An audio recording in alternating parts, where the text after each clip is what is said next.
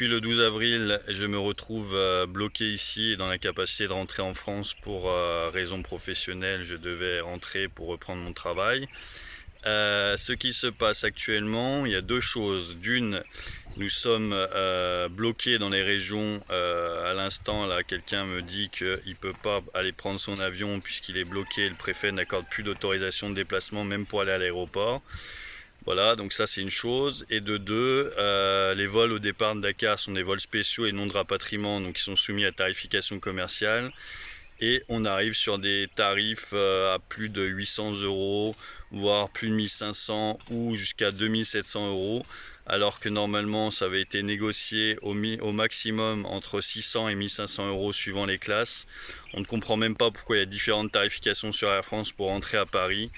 Voilà, pour un ordre d'idée, aujourd'hui, pour faire Bangkok-Paris, c'est 450 € et payable au trésor public, c'est-à-dire aux impôts après retour. Ici, on nous demande du cash.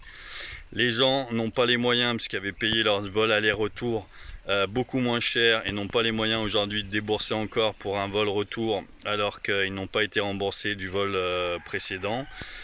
Voilà, donc ça conduit à des situations où les gens peuvent pas prendre les avions qui sont alloués parce que c'est trop cher. Les premières places à 700-800 € partent, donc il faut sortir des 1500 €. Ceux qui avaient déjà des billets Air France sont prioritaires. Donc voilà, beaucoup de gens. Nous actuellement, on a créé un collectif, voilà, il y a de ça une semaine. On a déjà recensé plus d'une centaine de personnes bloquées qui n'ont aujourd'hui même plus de moyens de subsistance, qui doivent survivre tous les jours, qui ne peuvent plus trouver de médicaments, qui doivent payer des fortunes, des gens avec des problèmes cardiaques sans traitement. Voilà, donc on appelle tous les jours la pharmacie centrale à Dakar. On essaye de trouver des solutions médicales, des solutions de relogement, mais la situation est vraiment critique. On se sent abandonné par l'État français ici, puisque les personnes sont bloquées depuis des semaines. Ça a été remonté par les députés jusqu'au ministre des Affaires étrangères, mais ils continuent à alimenter la situation, donc en laissant Air France seulement pour les vols de retour, qui ne sont pas des vols des rapatriements, mais des vols spéciaux autorisés commercialement, et les autres compagnies n'ont pas le droit de décoller. On s'est rendu compte aussi qu'il y avait beaucoup de Sénégalais bloqués ici à Paris. Donc aujourd'hui, on en appelle à l'État sénégalais, à son Excellence le Président de la République du Sénégal, M. Macky Sall, à son ministre des Transports, M. Sall, il me semble, je ne sais plus si je donne le bon nom, mais je pense que c'est M. Sall, le ministre aussi des Sénégalais de l'extérieur. Donc on en appelle à tout l'État du Sénégal pour trouver une solution, voilà, pour mettre en place des vols Air Sénégal, la compagnie sénégalaise, pour faire entrer les gens à Paris et ramener les gens de Paris à Dakar.